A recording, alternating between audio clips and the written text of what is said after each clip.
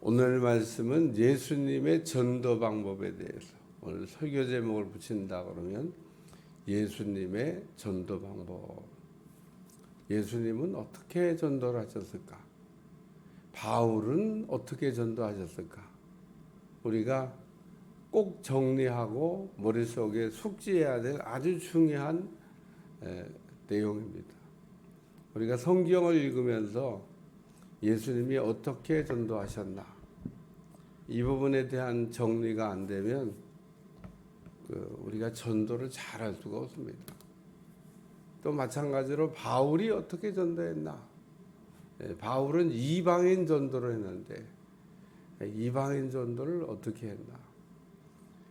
바울이 은혜 받고 난 다음에 바울은 이방인에게, 베드로는 유대인에게, 베드로는 예루살렘을 중심으로 해서 살고 있는 유대인들에게 복음을 주로 전했고, 물론 베드로도 이방인 전도를 갔습니다. 이방인 전도의 시작은 바울이냐 베드로냐? 베드로가 먼저 했어요. 누가가 사도행전을 쓰면서 사도행전 10장, 사도행전 1장서부터 9장까지 베드로의 사역을 쭉 정리하다가 10장의 고넬료 사건을 이제 누가가 기록해 놨습니다. 고넬료의 집에 베드로가 가요. 요바에서 베드로가 머물고 있을 때 환상 중에 너 고넬료에게 갔다 와야 되겠다. 그래서 하나님이 베드로를 고넬료의 집에 보냅니다. 만약에 하나님이 그렇게 명령 안 했으면 안 갔을 겁니다. 안 가는 게 아니라 죽어도 안 갔을 겁니다. 당시 유대인들은 이방인의 집에 가는 걸 꺼려했습니다. 부정해진다고 생각해서 가는 일이 없었습니다. 예수님을 죽이기를 그토록 원했던 유대인들이 빌라도의 뜰에 안 들어갑니다. 빌라도의 집 바깥에서 죽여주시옵소서, 죽여도 그러고만 외치고 있지, 가까이 가서 얘기해야 훨씬 더 효과가 있잖아요. 멀리 서가지고 빌라도한테 이야기합니다. 왜? 그 집에 들어가면 부정해지니까. 참 유별난 사람들이에요.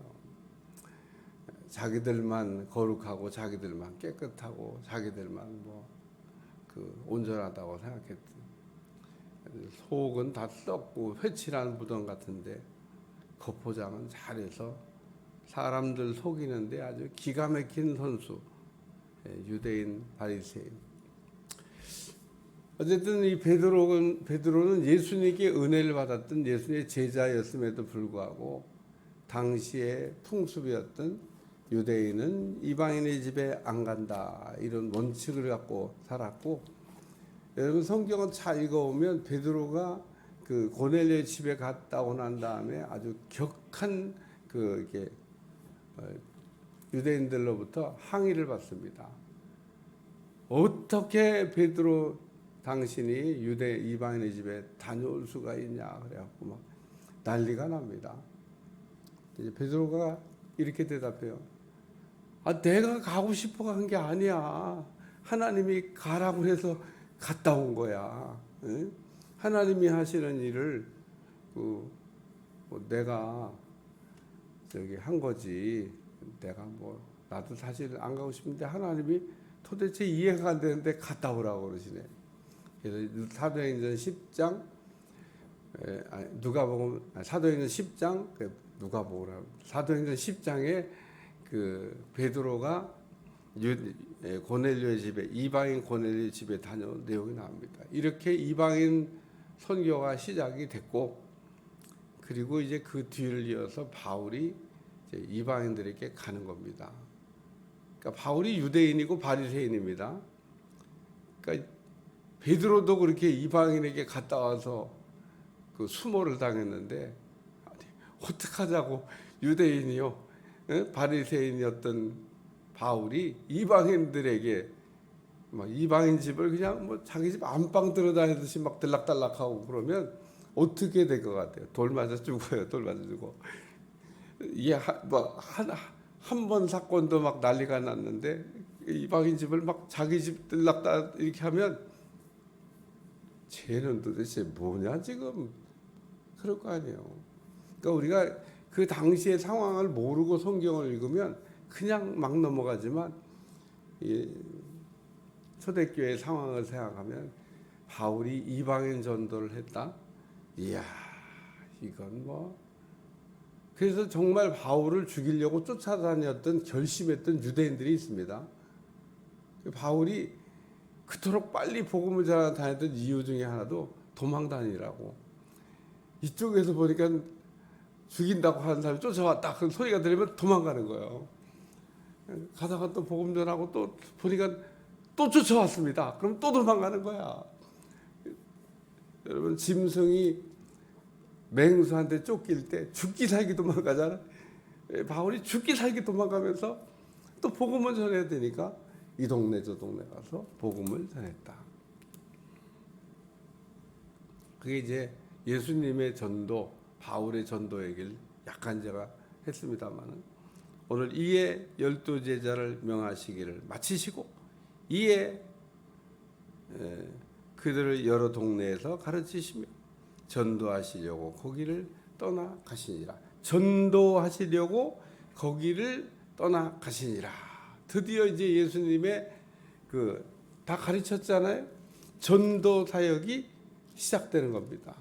마태복음 5장서부터 우리가 10장까지 예수님께서 가르치시고 또 고치시고 또 전할 때 필요한 내용을 지금 쭉 가르쳐 주셨습니다.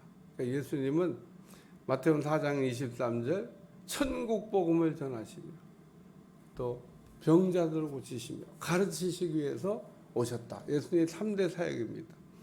그래서 마태복음 10장을 전도장이라고 그러는데, 예수님께서 전도를 나가기 전에 전도를 나가서는 이렇게 해야 된다고 하는, 또 이런 것들을 주의해야 된다고 하는 내용들을 자세하게 이제 다 가르쳐 주시고, 드디어 예수님께서 전도를 이제 출발하시는데, 예수님은 전도를 하시기 위해서 제일 먼저 하신 일이 부르신 겁니다. 마가복음 3장 13절. 여태까지 전도에 대해서 설명했던 거 지금 다 정리하고 있는 거예요.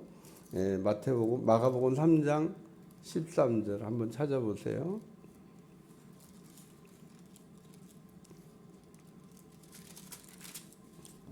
마가복음 3장 13절.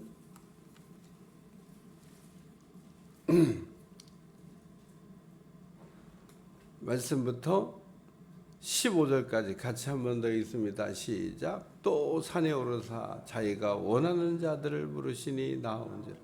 이에 12를 세우셨으니 이는 자기와 함께 있게 하시고 또 보내사 전도도 하며 귀신을 내쫓는 권능도 가지게 하려 하심이라.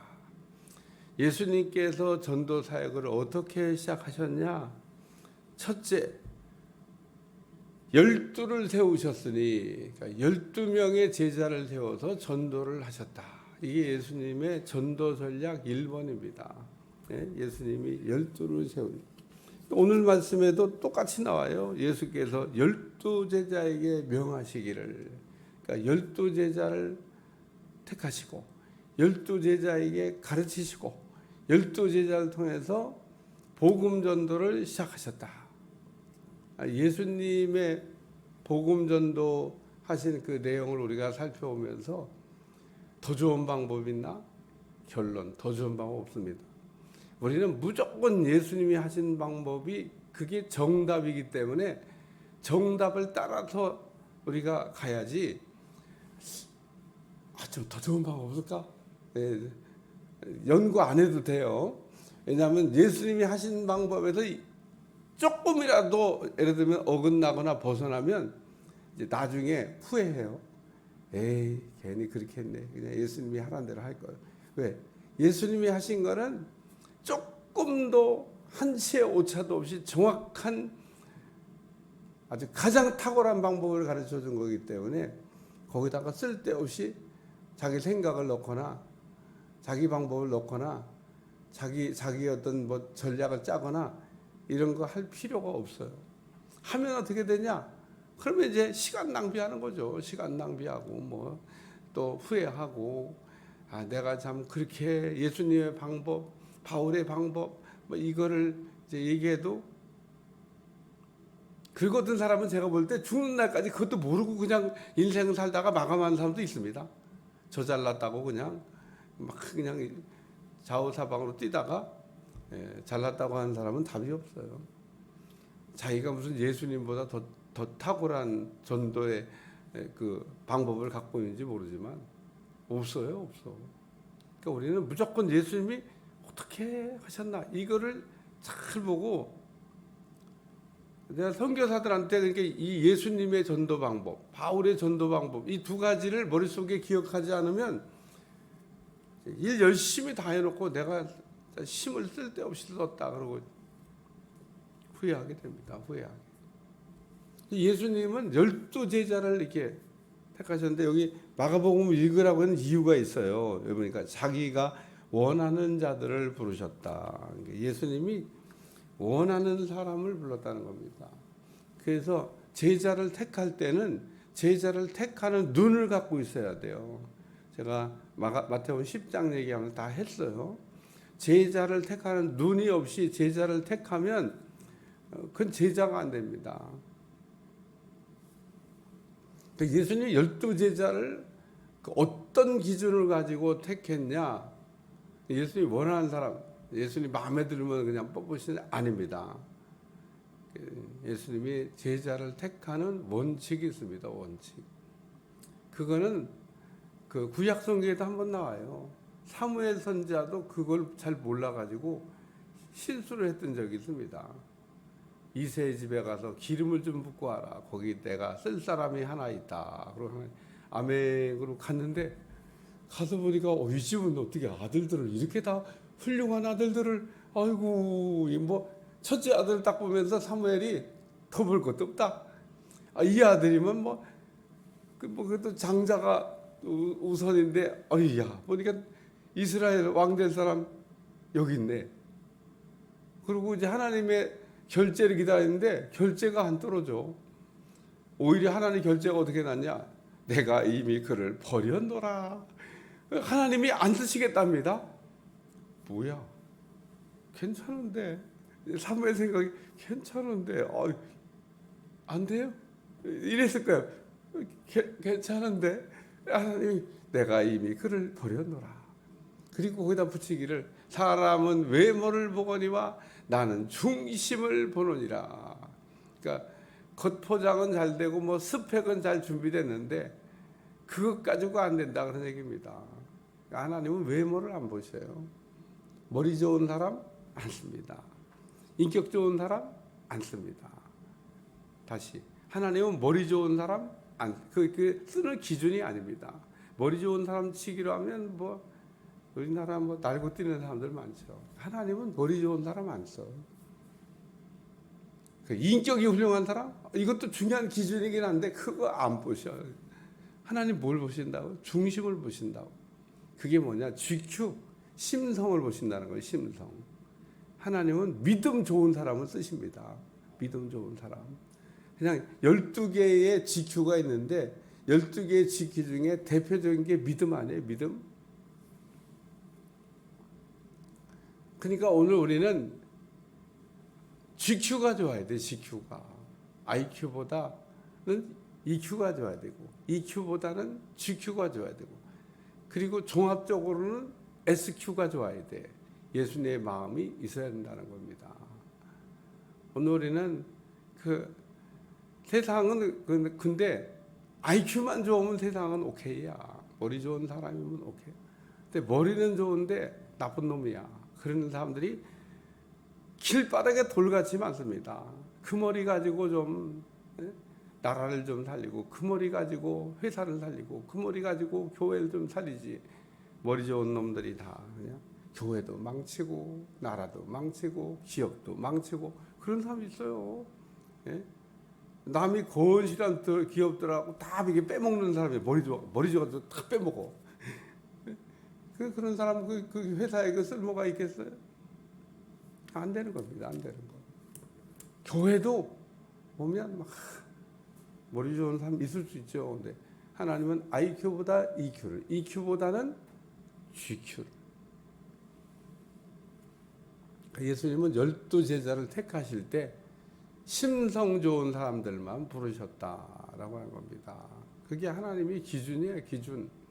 그래서 원하는 자들을 부르셨다. 제자를 찾아라. 갈급한 자를 찾아. 이 제자가 누구냐 하면 GQ가 좋은 사람이에요, GQ가. 우리가 그 일을 하든 운동을 하든 꼭 필요한 게 하나 있는데 그게 뭐냐면 근성이 있어야 된다고 그래. 에이 뭐 이것도 좋고 뭐 저도 좋고 이런 사람은요 발전성이 없어. 근데 이 일을 해내야 되겠다. 그게 GQ예요, GQ. 하나님은 하려고 하는 자에게 할 수 있는 능력을 주신다. 그러니까 오늘 우리는 원하는 자들을 택하셨다 하는데 12제자의 택하신 기준이 GQ입니다. GQ. 두 번째는 분녀입니다. 마가복음 13장에 귀신을 내어 쫓는 권능을 가르치셨다. 마가복음 3장 13절에 보면 5절에 보면 귀신을 내어 쫓는 권능도 가지게 하려 하심이라. 이거를 다른 말로 얘기하면 임파테이션 분요 이렇게 얘기하는 겁니다. 나눠주시는 거예요. 하나님은 제자들을 이렇게 택하신 다음에 그 다음에 능력을 줘서 내보냈지 그냥 빈손 들려 내보낸 게 아닙니다. 그래서 귀신 쫓는 권능을 줘서 내보냈어요. 그러니까 예수님의 제자들이 나가서 귀신을 쫓기만 한 게 아니라 병자들도 고쳤다라는 겁니다. 그러니까 이런 거를 좀 전문 용어로 얘기하면 능력 전도라 그래요. 능력 전도라. 그냥 전도가 아니고 능력 전도. 귀신을 내쫓아가면서 복음을 전하는 거. 병자를 고쳐가면서 복음을 전하는 거. 그러니까 이 병자를 고치고 귀신을 내쫓는데 목적이 있지 않아요. 그거는 그냥 옵션이야. 그보다 더 중요한 거는 복음을 전하는 거. 복음을.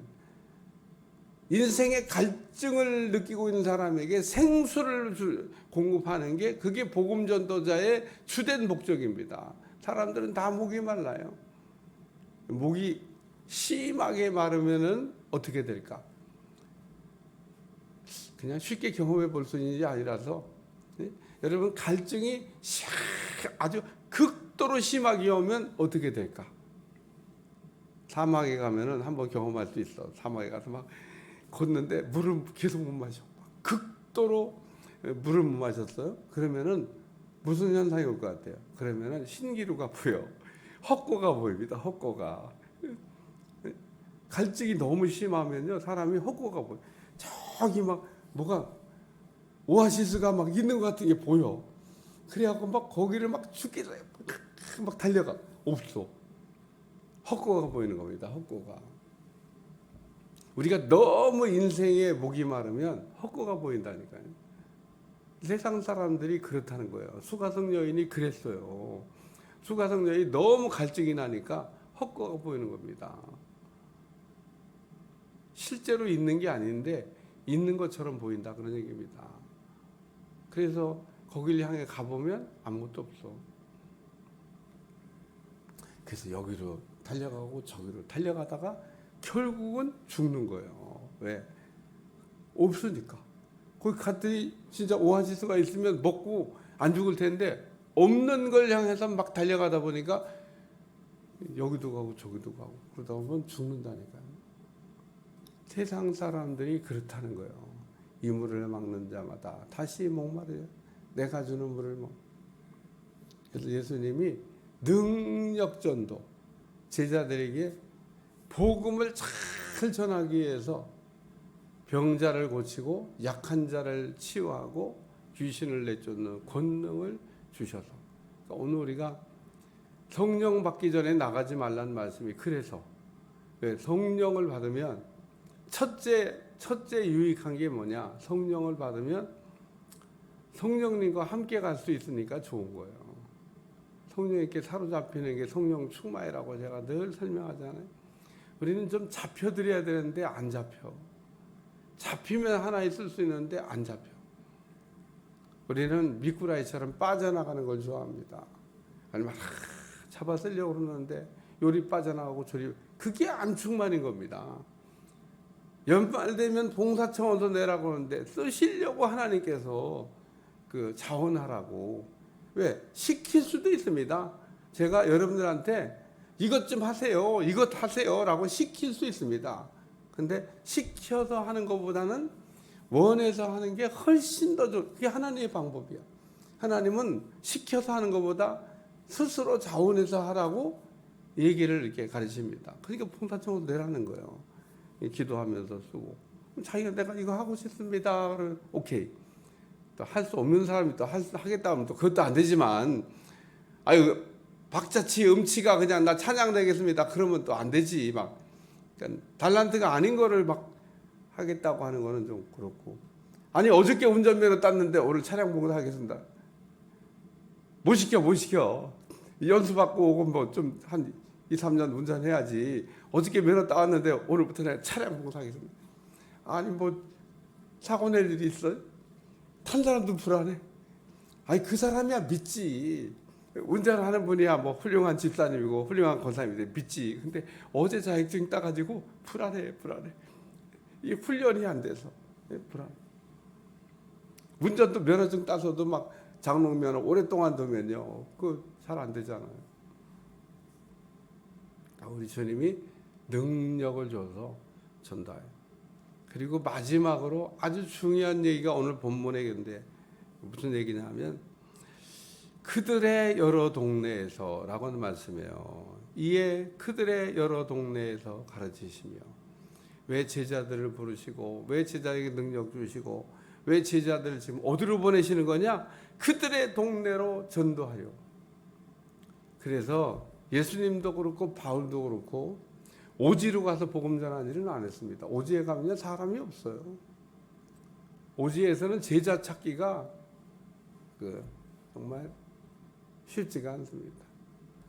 태국에 제가 처음에 갔을 때 태국에 그 GQ 좋은 사람들은 다 방콕으로 온다고 하더라고. 이제 방콕에서 이제 그 제자를 찾아가지고 그 다음에는 고향 동네로 가라. 네 동네 가서 복음 전해라. 그게 예수님의 방법입니다. 그러니까 오늘 우리는 그 제자를 찾아서 또 잘 훈련시켜서 그 다음에 그 사람으로 하여금 자기 동네로 돌아가서 복음을 전하게 하라.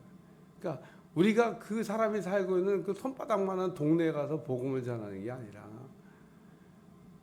우리가 예수님처럼 제자들을 택해서 제자들을 가르쳐서 그 제자들로 하여금 자기 동네, 그들의 여러 동네에서 가르치시며 전도를 하시려고 거기를 떠나셨다. 예수님이 보여주신 방법이에요. 예수님이 택하시고 가르치시고 능력 주시고 그 다음에 이제 마지막 과정은 전도하러 가야 되는데, 자 이제 가자. 베드로, 야 네 동네 어디냐? 가버나움인데요. 가자. 그래갖고 거기 가고 전도. 이 예수님의 제자의 그 많은 제자들이 가버나움을 중심으로 뽑혔기 때문에 예수님이 아예 거기다가 그냥 터를 잡았어요. 가버나움에다가. 가버나움 중심으로 복음을 전하신 겁니다. 왜? 거기 제자들 동네니까 뽑아가지고 훈련시키고 가르치고 또 거기 가서 예수님께서 어디를 다니면서 복음을 전하냐? 이 제자들을 뽑은 그 동네를 중심으로 복음을 전하셨다. 그런 겁니다. 아주 중요한 원칙이에요. 바울은 한 번도 오지를 간 일이 없습니다. 여러분, 사도 바울은 한 번도 오지 선교를 한 일이 없어요. 우리가 오지도 가긴 가야 되는데 오지는 누가 가냐? 이렇게 뽑힌 사람이 은혜 받고 그 사람이 가는 거예요. 자기 동네로. 그러니까 전도자가 오지를 가는 게 아니다. 그런 얘기입니다.